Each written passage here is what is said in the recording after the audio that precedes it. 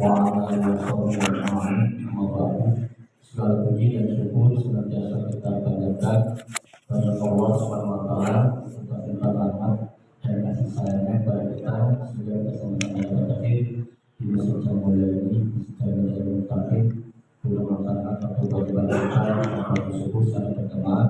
Salat dari takbir subuh dalam keadaan sehat walafiat.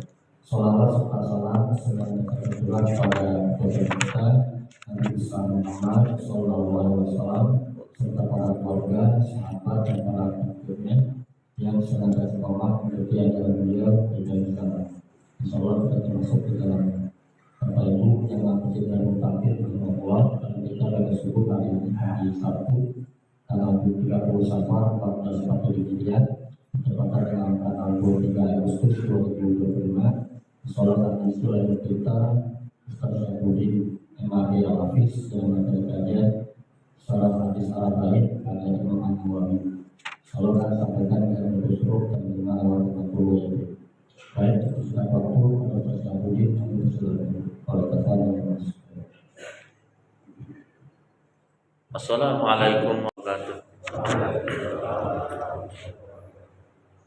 wabarakatuh. Innal hamdalillah nasta'inuhu wa nastaghfiruh wa na'udzu billahi min shururi anfusina wa min sayyiati a'malina. Man yahdihillahu fala mudilla lahu wa man yudlil fala hadiya lahu. Asyhadu an la ilaha illallah wahdahu la syarika lahu wa asyhadu anna Muhammadan 'abduhu wa rasuluhu nabiyya ba'da. Rabbi shrah li sadri wa yassir li amri wa hlul 'uqdatam min lisani yafqahu qawli. Qalu subhanaka la ilma lana illa ma 'allamtana innaka antal alimul hakim. Faqala Allah ta'ala fi kitabihil karim wa huwa asdaqul qailin a'udzu billahi minasy syaithanir rajim. Yarfa'illahu alladhina amanu minkum walladhina utul 'ilma darajat wallahu bima ta'maluna khabir.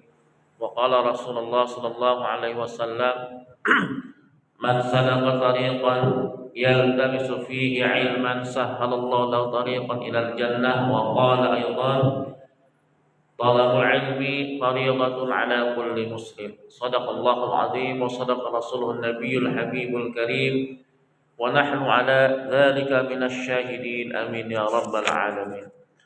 Ma'asyiral muslimin wal muslimat jamaah Masjid Darul Muttaqin yang Allah muliakan.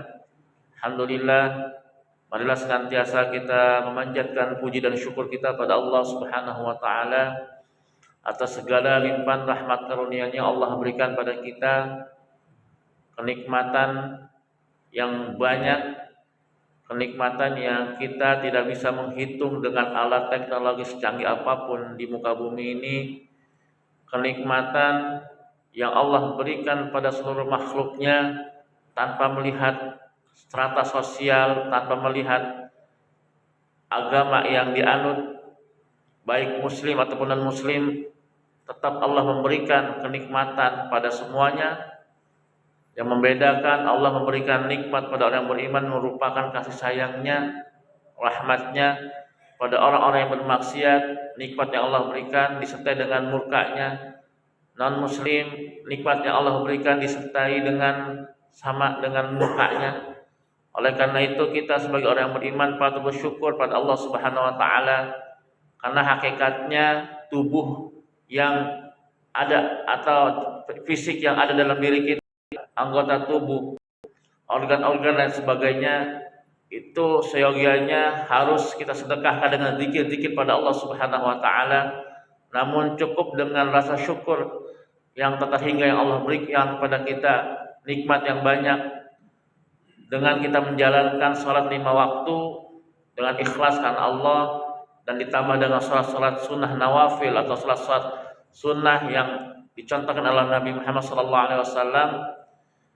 Karena nikmat yang Allah berikan pada kita dibandingkan dengan ibadah yang kita kerjakan itu tidak akan pernah sebanding dengan nikmat Allah berikan. Oleh karena itu saya mengingatkan diri saya pribadi, tanamkanlah rasa syukur pada Allah Subhanahu wa taala ketika kita masih diberikan hidayah, bisa melaksanakan salat 5 waktu, bisa hadir di majelis ilmunya Allah Subhanahu wa taala. Jangan pernah bosan untuk bersyukur.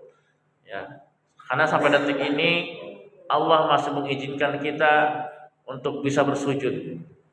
Allah masih mengizinkan kita untuk bisa menghirup udara segar. Karena di alam kubur sana miliaran manusia dari zaman Nabi Adam sampai detik ini yang mendapatkan siksa dari Allah Subhanahu wa taala, siksa kubur. Detik ini menjerit ingin dikeluarkan dari kubur. Qala rabbirji'un la'alli a'malu shaliha. Ya Allah, kembalikanlah kami ke alam dunia, la'alli a'malu shaliha, agar saya bisa beramal saleh. Kalau Allah berikan kepada kita keistimewaan untuk bisa mengetahui apa yang di alam kubur seperti Rasulullah SAW, pasti kata Rasulullah apa? Kita akan banyak menangis daripada banyak ketawa. Ya, karena memang kita sudah diberikan oleh Allah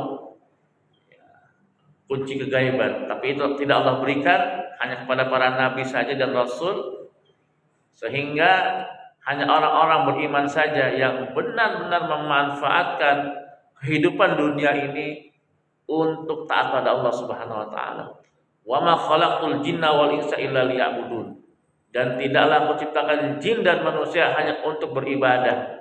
Liya'budun ditafsirkan oleh ulama yaitu litauhidillah. Untuk mengesahkan ulama yaitu litauhidillah, untuk mengesahkan Allah. Tidak pantas kita mempersekutukan Allah dengan apapun. Tidak pantas kita menduakan Allah dengan apapun. Jadikanlah Allah dalam hati kita segala-galanya, pusat kehidupan kita, sehingga Allah pun akan memberikan kita keridhaannya dan Allah berikan kepada kita keselamatan dunia dan akhirat. Amin ya rabbal alamin.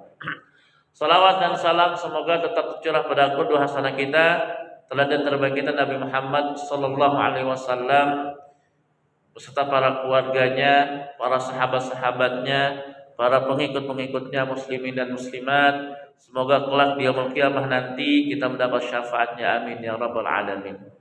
Ma'asyiral muslimin wal muslimat jamaah Masjid Al-Muttaqin yang Allah muliakan. Di bulan ini saya diberikan amanah 2 kali. Kemarin saya kaget di WA, Ustaz ngisi kajian lagi. Bukannya sudah di awal bulan itu. Ternyata ada perhalangan saja. Ya mudah-mudahan enggak bosan Pak ya dengan saya Pak ya. Mudah-mudahan tidak bosan dengan materi yang saya sampaikan. Semoga bisa bermanfaat setiap kalimat, setiap sedikit ilmu yang saya miliki, yang saya sampaikan kepada jamaah ya bisa jamaah jadikan bekal ataupun bermanfaat dalam kehidupan jamaah semua. Masyaallah muslimin wal muslimat jamaah Masjid Al-Muttaqin Allah muliakan, kita lanjut ke materi yang baru yaitu tentang al-haya wal iman, rasa malu dan iman. Dalam agama kita dianjurkan ditanamkan rasa malu. Tapi nanti malu yang seperti apa dulu yang memang kita prioritaskan. Jangan sampai malu yang kebablasan sehingga kita bersewenang-wenang dalam menjalankan hidup ini, tidak punya aturan. Ya, kita simak sama-sama hadis dari Rasulullah SAW. An Abi Mas'ud Uqbah ibnu Umar al-Ansari al-Badri radhiyallahu an, dari Abi Mas'ud Uqbah bin Umar al-Ansari al-Badri radhiyallahu an, qala berkata, qala Rasulullah sallallahu alaihi wasallam, Rasulullah sallallahu alaihi wasallam bersabda, inna ma adrakan nasu min kalamin nubuwatil ula, sesungguhnya sebagian manusia mengetahui min kalamin nubuwah, dari perkataan para nabi al-ula, nabi-nabi yang terdahulu sampai Nabi Muhammad SAW akhir zaman, idza lam tastahi fasna' ma syi'ta, apabila kalian tidak memiliki rasa malu, fasna' ma syi'ta, maka berbuatlah sesuka kalian, maka berbuatlah sekehendak kalian. Rawahul Bukhari, hadis riwayat Bukhari. Hadis ini singkat namun ada pesan yang sangat penting yang diberikan oleh Rasulullah pada kita. Para jamaah yang Allah muliakan, rasa malu ini suatu yang mubah, ya, suatu yang boleh. Tapi jangan salah menginterpretasikan rasa malu itu dalam hal beribadah, berbuat baik yang itu kita enggan untuk melaksanakannya. Ya, misalnya, saya malu ke masjid. Ya, saya kan belum bisa bacaan Quran, belum bisa baca Al-Fatihah. Ini malu yang harus kita hindarkan. Ya. Saya nggak mau ngaji, malu. Kenapa? Ilmu saya sedikit. Lah memang jamaah semua ilmunya sudah banyak gitu. Ya. Nah ini malu yang harus kita hindarkan ya. Karena apa? Minder ya, malu atau minder seperti ini tuh yang memang yang akan menjadikan diri kita itu lemah ya, dalam beribadah pada Allah Subhanahu Wa Taala. Ya. Malu itu tadi satu yang mubah, yang boleh. Kenapa para nabi itu ya membuat statement ya, yang dirangkum dalam hadis Nabi Muhammad SAW? Nabi-nabi terdahulu mengatakan apabila kalian tidak punya malu, berbuatlah sesuka kalian. Dari zaman Nabi Adam sampai zaman Nabi Nuh alaihissalam, pertengahan ya, Adam, Idris, Nuh. Menurut para ulama tidak ada kesyirikan. Ada kemaksiatan yang dilakukan oleh generasi awal penciptaan di alam muka bumi ini, yaitu Qabil yang membunuh Habil. Ya sama. Orang ketika berbuat jahat berarti rasa malunya hilang. Ya.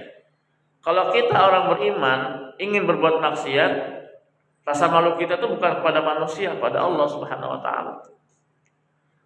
Mau sedikit atau besar maksiat yang kita lakukan, orang beriman itu malu kepada Allah Subhanahu Wa Taala. Karena kenapa? Allah yang mengawasi. Allah yang memperhatikan gerak-gerik kita. Malu kita pada Allah. Mau kita berbuat maksiat di muka bumi sekalipun, Allah tahu. Mau kita bermaksiat di langit yang kesekian, ya, kalau kita bisa gitu Pak ya, Allah pasti tahu. Ya, dalam surah Al-An'am itu kan wa indahu mafatihul ghaibi la ya'lamuha illa hu wa ya'lamu ma fil barri wal bahr wa ma tasqutu bi waraqatin illa ya'lamuha wa la habbatin fi dhulumatil ard wa la ratbi wa la yabisin illa fi kitabim mubin. Betapa maha kuasanya Allah. Allah yang memiliki kunci-kunci kegaiban. Ya'lam ma fil barri wal bahr. Allah mengetahui apa yang ada di daratan dan apa yang ada di lautan. Wa ma tasqutu min waraqatin illa ya'lamuha. Tidak ada satupun daun atau ranting yang jatuh di muka bumi ini ya, muka bumi ini ya. Saya nggak tahu kalau di langit itu ada pohon atau tidak ya. Mungkin pohon Sidratul Muntaha itu. Ya, tapi yang dimaksudkan ini pohon di bumi ini. Di bumi ini dari negara Indonesia aja kita hitung ada berapa miliar daun, triliun mungkin ya. Itu masih di Indonesia, belum lagi di Cina yang banyak hutannya, belum lagi di tempat yang lain. Setiap ranting, setiap daun yang jatuh itu Allah tahu. Wala habbatin fi dhulumatil ard. Tidak juga biji yang ada di kegelapan ya, biji-bijian atau apa saja yang ada di kegelapan bumi Allah tahu. Jadi orang bukan masalah kecil atau besar dosa yang kita lakukan, tapi malu pada Allah yang memperhatikan kita. Nah, kita kembali tadi ke perkataan para nabi. Dari zaman Nabi Adam sampai zaman Nabi Nuh itu belum ada kesyirikan kecuali kemaksiatan yang dilakukan oleh Qabil ya. Dan ini menurut para ulama Qabil ini sudah keluar dari milahnya Nabi Adam alaihissalam karena sudah dikuasai oleh setan. Dan dosa pembunuhan yang sampai detik ini dilakukan oleh sekian miliar manusia di muka bumi ini itu dosanya mengalir kepada qabil. Ngeri Pak ya. Ketika kita mencontohkan kejelekan itu dicontoh. Ya, ya dulu ada istilah goyang A, goyang B, goyang C gitu kan. Saya nggak sebutkan siapa orangnya. Ya semoga mereka sudah sadar dan tobat gitu kan. Dicontoh tuh sama nyanyi ini, dicontoh goyangnya. Itu kan tahu bilang benar. Sama halnya mohon maaf ya dalam bermedsos juga Pak ya. Hati-hati. Ada statement menteri tertentu, guru itu beban dan sebagainya. Kalau saya nggak langsung percaya juga gitu kan. Ah masa sih? Ternyata ada informasi lagi katanya itu tidak benar karena ada rekaman yang dipotong-potong dia gitu kan. Ya bisa jadi kan saya niatkan live itu ya dakwah ya. Bukan kalaupun ada yang lain itu rezeki dari Allah ya. Ya. Ya namanya orang mengedit video gitu ya. Sekali lagi ya kalaupun itu benar ya semoga Allah berikan hidayah. Allah berikan ampunan dan dia memperbaiki. Ya. Itu kan sampai ramai itu Pak. Ya walaupun mungkin kalaupun itu benar ya semoga Allah berikan hidayah dan perbaiki perkataannya. Ternyata ada informasi lagi itu kalimat yang diedit ketika dia itu ada acara simposium dengan para dosen dan sebagainya ya. Entah ada statement apa dari mereka sehingga ada kalimat yang itu keluar itu menurut pengakuan beliau. Ya. Ada lagi informasi A, B, kita share gitu kan, ya. Dan teman yang lain nge-share lagi, dan informasi itu informasi kebohongan, informasi kemaksiatan, dosa jadi ngeri juga tuh Pak.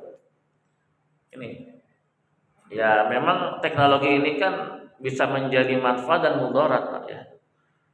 Ya saya juga grup WA itu banyak Pak, hampir 30 lebih ya. Tapi hampir jarang saya interaksi kecuali yang memang sering ya kayak WA pondok itu kan ya buat koordinasi. Kalau yang lain ya sekedarnya aja. Dan ini kalau ada sesuatu yang penting ya oke, kalau enggak ya udah. Ya. Karena ngeri gitu Pak ketika oke lah itu sharing dari orang lain ya tentang berita hoax atau kebohongan. Nah kita share lagi, terus temennya nge-share lagi, itu udah berapa dosa jariah. Dan kalau itu tidak dihapus dan orang terhasut dengan omongan, dengan berita tersebut, berapa banyak dosa jariah yang kita dapatkan. Naudzubillah tsumma naudzubillah. Salat kita, sujud kita, tahu habis dengan apa? Dosa jariah. Itu yang kita khawatirkan Pak ya. Nah, ketika zaman Nabi Nuh alaihissalam sudah mulailah tuh ada kemaksiatan. Awalnya itu kan adanya kesyirikan itu ya ada umatnya Nabi Idris alaihissalam yang Allah abadikan di dalam surat Nuh ya kan. Wala yaghutsa wa ya'uqa wa nasra, itu adalah orang-orang soleh. Ya, orang-orang soleh awalnya memang mereka hanya mengenang saja. Ini yang kita katakan bukan berarti gini Pak. Mohon maaf saya lagi. Memang ada ulama yang sangat keras melarang ya, untuk memajang foto-foto ulama di ya rumah, entah di masjid dan sebagainya. Ya. Karena memang kaitannya dengan itu.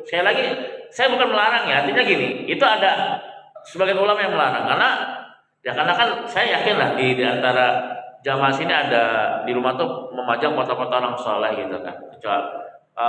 Kecuali kalau kita mau niatnya untuk apa dulu ya. Ini nih, makanya dikaitkan dengan apa? Dengan tadi ya. Awalnya mengenang orang soleh tersebut. Akhirnya lama kelamaan Nabi belum ada yang Allah turunkan kan lama tuh ratusan tahun ya. Dibisikin oleh setan. Coba kamu lukis itu orang soleh, pajang atau di dinding, ya, buat mengenang. Lama kelamaan dakwah belum ada dari para nabi, buat patungnya, ya, dibuat patungnya. Wa qalu la tadarun alihatakum wa la tadarunna wadda wa la suwa'a wa la ya'uqa. Bukan nama-nama orang saleh itu sebenarnya Pak. Ya. Ketika itu lama kelamaan terhasut oleh iblis, oleh setan, naudzubillah. Akhirnya menyembah berhala. Ini yang dikhawatirkan. Tapi saya yakin mudah-mudahan tidak ada arah ke situ Pak ya. Kalaupun Bapak memojong foto orang soleh atau ulama, semoga Allah hindari dari keyakinan yang dilakukan oleh umat Nabi Nuh alaihissalam. Awal dari situ. Ya, kita boleh artinya memberikan apa? Menjadikan orang itu sebagai bagian teladan, tapi yang tidak boleh itu adalah sesuatu yang berlebihan. Ya, saya juga menjadikan ya kiai saya di pondok teladan saya gitu kan. Tapi ya udah sekedar karena semua itu manusia biasa. Pasti ada kesalahan. Ketika ada kebaikan kita ambil kesalahan, ya udah kita toleran. Tidak bisa ditoleransi seperti itu. Nah, disitulah rasa malu mereka hilang. Akhirnya apa? Mereka tidak malu pada Allah Subhanahu Wa Taala, menyembah berhala. Nah, sini lebih parah lagi. Kaum Nabi Nuh, Nabi Hud, Nabi Saleh, ya, nah, itu sudah mulai merebak kesyirikan. Rasa malu mereka pada Allah sudah hilang, ya. Tidak malu-malu lagi, mereka terang-terangan untuk berbuat syirik pada Allah, ya, bahkan melawan para nabinya. Dan yang paling ekstrim itu terjadi ketika zaman Nabi Lut alaihi salam. Ya, itu terang-terangan bermaksiat, terang-terangan. Atatuna dzukrana minal alamin wa tadharru ma khalaq min rabbikum min azbal antum qaumun adun. Ya, dalam surat As-Saffat itu. Mereka melakukan suatu perbuatan yang belum pernah dikerjakan pada umat sebelumnya. Ya, itu kan pencetus, mohon maaf ya, LGBT itu kan umat Nabi Nuh, umat Nabi Lut, kaum Sodom itu kan. Mereka nggak malu terang-terangan berbuat maksiat LGBT di depan umum. Ya. Ini rasa malu yang memang kelewatan yang harus kita hindari. Sodomi, maaf ya, homo, lesbi, itu mereka diazab, Allah kirimkan 2 malaikat yang tampan kepada Nabi Ibrahim alaihissalam, itu kan tamunya, itu kan. Terus kepada Nabi Lut ya, tamu Nabi Ibrahim. Sebelumnya ke Nabi Ibrahim dulu, Nabi Ibrahim, malaikat ini mengatakan Allah akan mengazab kaum Nabi Lut. Yang kedua, Nabi Ibrahim, kan Nabi Lut dengan Nabi Ibrahim itu hidup sejaman Pak ya, hidup sejaman. Menurut pakar ulama, para pakar sirah, Nabi itu keponakan Nabi Ibrahim alaihissalam. Ya. Terus yang kedua mengabarkan bahwasanya Nabi Ibrahim akan punya anak Nabi Ishak. Nah, setelah mengabarkan itu kan Nabi Ibrahim bertanya, "Qalu inna fiha Luta." Qalu nahnu mimma fiha lanajjinu ahla illa maratau kana minal ghabirin. Kan di dalamnya itu ada Nabi Lut. Ya, kata malaikat, "Enggak usah khawatir. Karena kami akan menyelamatkan orang-orang yang mengikuti ajaran Nabi Lut, kecuali istrinya. Karena minal ghabirin, dia akan dihancurkan." Nah, ketika datang tamu tersebut pada Nabi Lut dengan panas yang tampan dan dikasih tahu istrinya, ya, itu ada tamunya Nabi Lut itu tampan itu, ya. Mohon maaf. Ya, orang LGBT itu kan istilahnya penyakit Pak ya. Penyakit bukan tabiat, penyakit kalau ketika sudah ada dalam diri kita, na'udzubillah, sulit dihilangkan kecuali taubat pada Allah Subhanahu Wa Taala. Konon, mohon maaf ya, ini benar atau salah. Kalau orang yang sudah cinta sama jenis dan dia patah hati itu cemburu dan sebagainya, itu lebih bahaya daripada orang yang suka dengan lawan jenis ya. Orang yang suka dengan jenis ya. Dulu kan contohnya ada kejadian di Margonda itu ya. Saya kira dia punya pacarnya laki-laki. Ya, dia cemburu dengan pacar yang lain itu kan, dibunuh, dimutilasi. Konon lebih kejam itu. Karena hasrat, mohon maaf ya, hasrat seksualnya tuh udah melebihi orang normal. Ya, itu. Ada tamu Nabi Lut nggak punya rasa malu, yang terang-terangan itu tamu siapa itu orang tampan, ya mau diambil untuk mohon maaf, naudzubillah semua naudzubillah. Ya itu nggak punya rasa malu. Ya. Sampai Nabi Muhammad SAW. Nah, malu yang seperti ini yang memang tidak diperkenankan dalam Islam. Ya. Malu dalam berbuat maksiat, artinya mohon maaf, mereka tidak punya rasa malu dalam berbuat maksiat. Dulu di Indonesia pernah ada juga Pak ya, yang itu hampir sama Allah berikan azabnya kepada kaum Nabi Lut.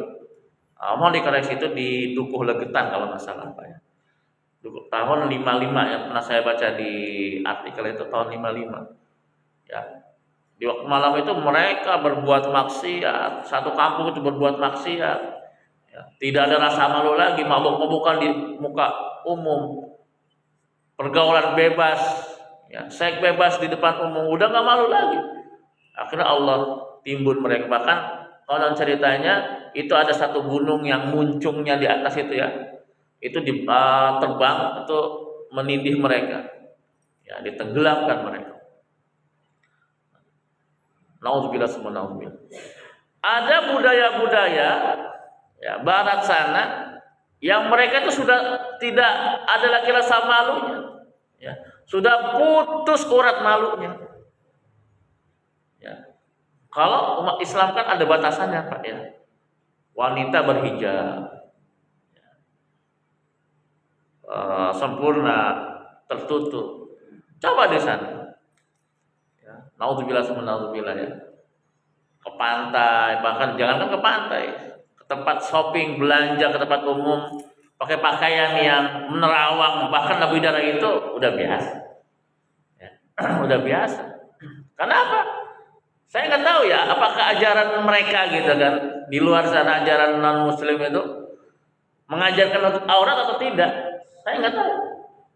Tapi dulu pernah ya ketika di tahun 1800 1900-an saya pernah lihat di YouTube itu, dulu orang-orang Inggris itu wanitanya tertutup rapat, Pak. Dan ketika ditawarkan baju yang menerawang dia nggak mau. Ya. Itu ada di YouTube, tinggal dicari Pak. Itu ada fotonya gambarnya gambar jadul ya. Ketika ditawarkan ini nggak mau dia. Ya. Nah kesini nggak tahu tuh siapa yang membawa tuh. Yang membawa budaya seperti itu. Mereka membunuh nggak malu. Mereka mabuk-mabukan nggak malu ya. Udah jadi satu yang biasa. Ya. Bahkan ada dulu pernah statement ya, salah satu pejabat, saya nggak tahu siapa, lupa pejabatnya. Ya minuman keras itu sebagai kearifan lokal. Ya. Itu masya Allah. Alhamdulillah. Kearifan lokal bagi siapa? Ya oke lah, kalau yang agamanya selain muslim silakan saja. Kenapa? Ya nggak tahu agama mereka melarang atau tidak. Kalau kita jelas khamar itu haram. Ya. Nah ini kalau sudah, makanya perkataan Nabi itu betul ya, para Nabi. Kalau kamu sudah tidak ada rasa malu, berbuat sesukanya. Ya.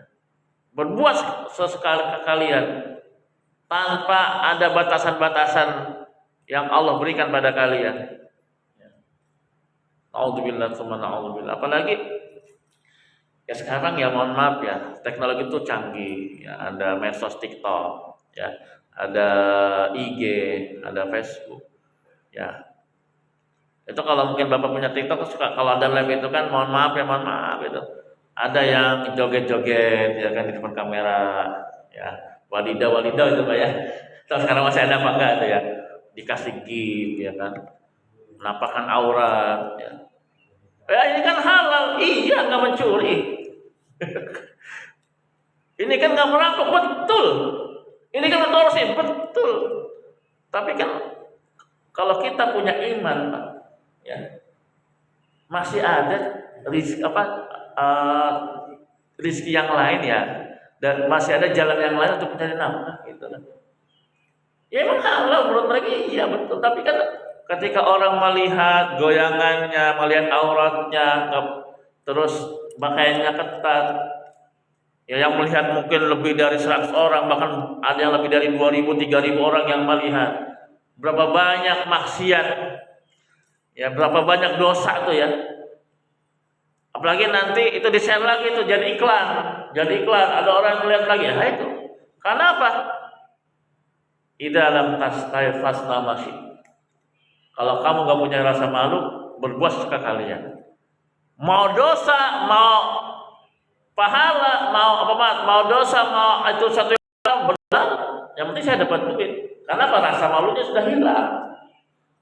Ya. Live. Terus juga diiklankan dengan pakaian-pakaian yang mengumbar aurat, mengumbar syahwat. Nauzubillah tsumma nauzubillah. Ya. Lanjut lagi. Nah, ini yang dalam hal maksiat ya.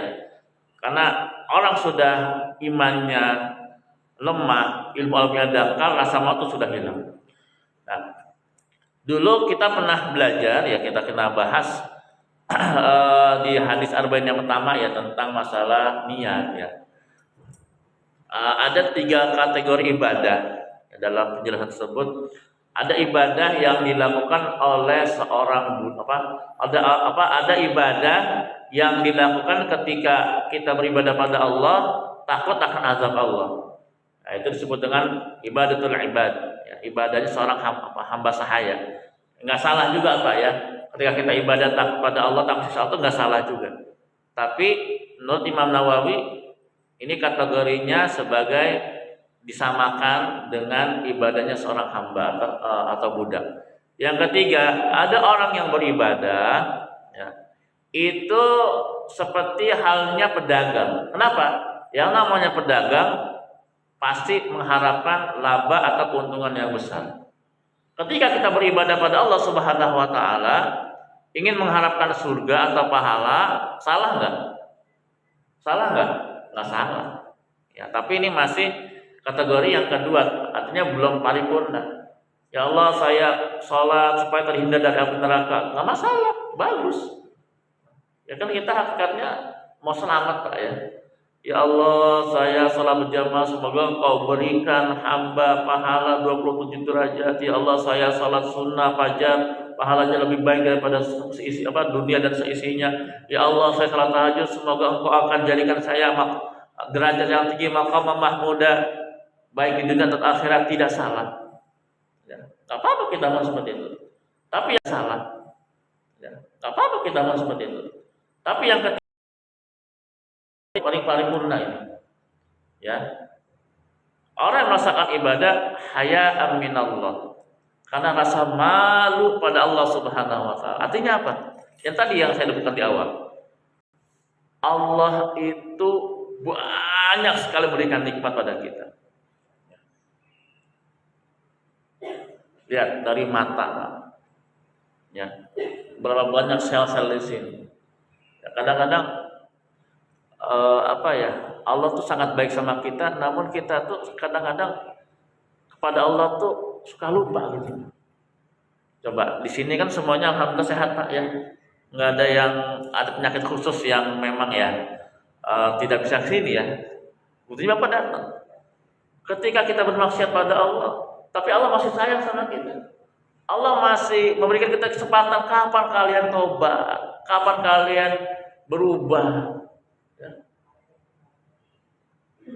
Tangan, ya, jari, berapa banyak saraf-saraf di sini. Telinga, kita masih mendengar dengan jelas. Hidung, lidah, ya, perut kita, ya, yang mengoperasikan mencerna makanan, kaki kita, lutut kita, dengkul kita, tumit kita, bisa jalan sebagainya itu. Kalau kita hitung itu Pak, ya, berapa miliar itu dalam tubuh kita. Ya. Bahkan donor ginjal saja ada yang menawar lebih dari 1 miliar Pak ya. Ya, ada yang mau ya silakan, kalau nggak apa-apa. Tapi ketika ada salah satu nikmat Allah yang berkurang dalam diri kita tuh kayaknya ada yang tidak sempurna Pak ya. Gigi saya aja ada berapa yang tanggal tuh kayaknya beda gitu kan. Ya. Ompong gitu kan beda gitu Pak. Itu luar biasa. Nikmat Allah itu tidak bisa dibeli dengan apapun. Nah, lihat Rasulullah sallallahu alaihi wasallam. Rasulullah sallallahu alaihi wasallam. Beliau itu sempurna. Dosanya Allah ampuni yang lalu, sekarang dan akan datang. Apa kita nggak malu sama Rasulullah? Ya. Beliau itu beristighfar lebih dari 70 kali, 100 kali, bahkan lebih. Namanya lebih itu bisa jadi ya lebih dari 100. Nggak ada dosa Pak, istighfar. Beliau itu kalau sholat malam, ampun dah. Udah nggak bisa kita berkata-kata. Ya. Ketika di bulan Ramadan itu kan Rasul hanya 3 hari sholat ya. Setelahnya beliau tidak lagi karena waktu jadi wajib. Sahabat ngikut. Rakaat pertama Rasul baca Al-Baqarah. Dikira ketika setelah Al-Baqarah sujud. Enggak. Lanjut lagi surat Ali Imran. Dikira sujud. Enggak. Lanjut lagi surat An-Nisa baru sujud. Baru ruku. Bayangkan. Ditanya oleh Aisyah, "Ya Rasulullah." Ditanya oleh Aisyah, "Ya Rasulullah, kalau aku ingin ini menjadi hamba yang bersyukur, bedakan antara syukur dan syakur." Ya, dalam surat-surat itu wa qalilum min ibadiyas syakur. Benar. Dan hanya sedikit hamba Allah yang syakur. Syukur itu gampang. Alhamdulillah, memuji Allah, itu syukur. Tapi syakur ini yang agak sulit, Pak. Dan juga saya masih melatih. Syakur itu, Pak. Ya. Tadi yang dicontohkan Nabi, jadikanlah menjadi hamba abdan syakuron. Jadi bukan hanya bersyukur atau dengan lisan yang kita ucapkan saja dengan alhamdulillah, subhanallah, Allahu akbar. Iya, itu merupakan tanda syukur. Tapi yang paling utama adalah bagaimana ibadah yang kita lakukan itu benar-benar manifestasi rasa syukur kita pada Allah.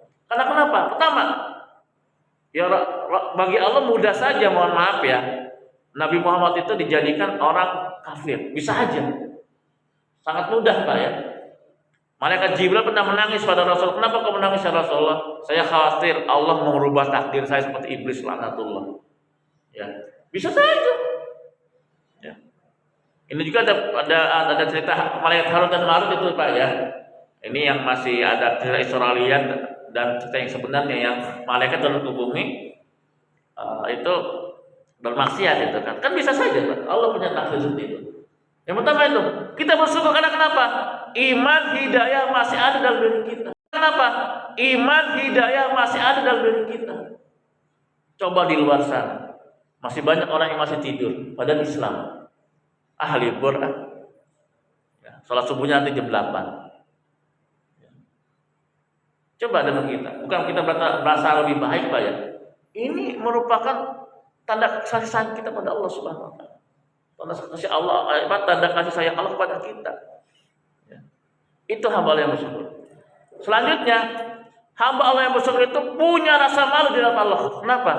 Karena Allah itu banyak memberikan kita nikmat, anugerah.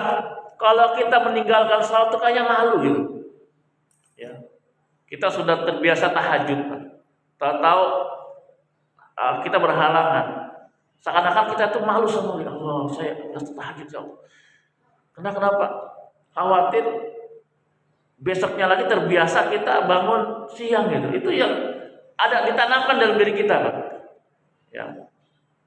Ya walaupun sah-sah saja ketika misalnya tahajudnya nggak masalah, itu kan salat sunnah. Ya. Nggak selalu berjamaah nggak masalah, itu kan boleh di rumah. Ya. Tapi kalau orang beriman tertinggal satu kebaikan yang dilakukan pada hari itu, kayaknya tuh ada sesuatu yang kurang. Ada sesuatu yang memang lepas dari dirinya. Malu pada Allah. Kenapa? Allah berikan kita nikmat yang sangat banyak. Ya. Saya pernah dengar satu ceramah ya, di YouTube itu. Ada yang ditanya. Ya, rakaatul fajri khairum minad dunya wa fiha. 2 rakaat fajar lebih baik daripada dunia dan seisinya. Ya. Kamu lebih milih mana? Ketika kerja berangkat jam 4-an, mampir ke setelah itu mampir ke musola salat subuh dan juga salat 2 rakaat.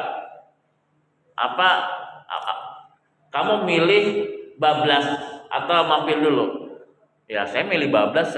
Kalau saya mampir dulu nanti terlambat lah atau apalah. Oh iya. Ya. Tapi orang beriman, Pak, dia akan milih apa? Walaupun berangkat jam 4-an gitu kan, dia akan cari tempat sholat subuh dan dia melaksanakan sholat sunnah fajar 2 rakaat. Rakaat al-fajr khairum minad dunya wa fiha. Memang nggak kelihatan, Pak. Ya. Tapi kita bagi orang meninggalkan sholat itu, sholat subuh, qobliyah subuh, itu seakan-akan sesuatu yang rugi. Rugi kita. Seakan-akan kita kehilangan dunia ini. Ya walaupun nggak nampak. Ya. Kehilangan dunia ini. Itu rasa malu yang digunakan. Kerugian yang dialami orang beriman ketika tidak melaksanakan tahajud, salat sunnah fajar dan salat qobliyah subuh. Salat subuh berjamaah. Ya, pertama tahajud itu kan Allah akan berikan kita derajat yang mulia, maqamam mahmudah. Ya kan? Yang kedua, ketika kita tertinggal salat 2 rakaat fajar, kita kehilangan dunia dan seisinya. Yang ketiga, kita kehilangan salat subuh berjamaah itu seakan-akan tuh kita sholat semalam suntuk bahkan seharian, bahkan ada yang mengatakan pahalanya lebih baik daripada dunia dan akhirat. 3 kerugian. Kalau orang beriman ketika meninggal itu semua rugi, Pak. Sedih dia, malu, ya Allah. Kenapa? Khawatir besoknya lagi itu terbiasa kita bangun siang itu. Ya. Kalau sudah terbiasa bangun siang tuh kebiasaan baik itu kan hilang, ngerinya itu dong, Pak. Yang Allah cabut kenikmatan dalam beribadah. Ya. Dulu saya pernah ceramah di sini ya, khutbah ya. Kenikmatan atau kesenangan yang hakiki bagi orang beriman adalah bagaimana bisa merasakan nikmat beribadah pada Allah Subhanahu wa taala. Ya. Orang lain tidur, kita salat tahajud. Kalau kita nikmati nikmat. Ya, bahkan melebihi nikmatnya harta gitu istilahnya. Nah itu. Ketika kita tidak salat berjamaah tanpa alasan yang jelas ya, atau melalaikan, malu ya Allah, malu pada karena nikmat Allah itu sangat banyak. Bahkan Imam Qudamah mengatakan dalam kitab Minhajul Qasidin, inna huququllah a'zamu min ibadatil ibad fasbahu ta'ibin wa amsu ta'ibin. Sesungguhnya hak-hak Allah itu lebih besar daripada ibadah seorang hamba. Harusnya Pak, setiap detik itu kita zikir pada Allah. Karena apa? Kita ngaji sejam, kita salat 10 menit, kita sebanding dengan nikmat yang Allah berikan pada kita, nggak sebanding, Pak. Makanya Rasulullah, saya ingin menjadi hamba Allah yang bersyukur. Kenapa? Nikmat Allah sangat banyak. Nah, makanya Imam Buddha mengatakan, karena kita tidak bisa membandingkan ibadah dengan nikmat Allah, asbahu ta'ibin wa amsu ta'ibin. Adalah beristighfar pada Allah pada waktu pagi dan pada waktu siang. Nah, ini yang rasa malu yang benar.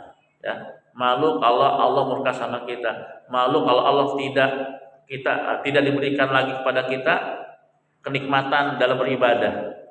Kalau sudah kenikmatan dalam beribadah hilang dalam diri kita, ya ibadah itu bukan menjadi sebuah kebutuhan lagi, Pak. Yang penting saya sholat, iya. Yang penting saya ngaji, ya udah. Tapi bukan suatu kebutuhan. Jadi mereka menganggap kalaupun tidak melaksanakan sholat sunnah fajar nggak masalah kok. Iya benar. Ya, kan sunnah, iya. Tadi dia lebih milih apa? Kerja dah. Lebih milih nantilah subuhnya 5:30 pas sudah sampai tempat kerjaan. Itu pilihan. Tapi kalau orang beriman nggak mau. Nggak apa-apa saya kerja jam 4 jalan terus naik kereta. Nanti ketika menjelang subuh saya turun di stasiun apa? Saya sholat subuh berjamaah dan melakukan sholat sunnah fajar. Itu orang beriman. Kenapa? Lebih mengutamakan Allah dibandingkan yang lain. Wallahu a'lam bishawab. Nah, itu saja apa yang saya sampaikan karena sudah lewat dari batas yang disediakan oleh MC ya. Mungkin sebelum ditutup ada yang ingin menambahkan atau didiskusikan.